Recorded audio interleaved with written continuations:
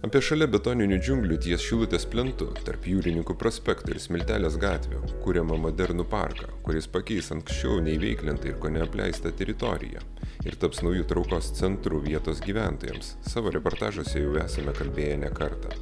Šį kartą sugrįžome pasižvalgyti, kaip keičiasi ši teritorija ir kaip kol kas dar kukliai tarp debesų spindinčios saulės nušviestoje statybvietėje ryškėja būsimo parko kontūrai. Priminsime, jog naujasis parkas taps žalia buferinė zona šalia esantiems gyvenamiesiems namams bei ugdymo įstaigoms.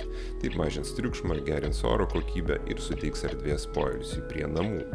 Planuojama, kad parke bus pėsčiųjų ir dviračių takai, sporto aikštelės, vaikų žaidimo zonos, suoliukai ir apšvietimas, dviračių stovai, erdvės piknikams ir bendruomenės renginiams. Visi šie elementai kurs patogią ir draugišką aplinką tiek jauniems, tiek vyresniems klaipėdiečiams.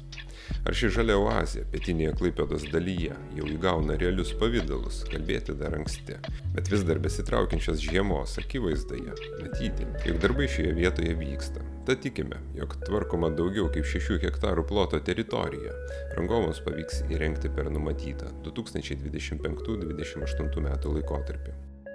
Ačiū, kad šią visuomeniniais pagrindais paremtą idėją kurti Klaipėdos televiziją palaikote savo patiktukais ir kanalo prenumerata. Likite kartu su mumis, tai įkvepia kurti naujus video.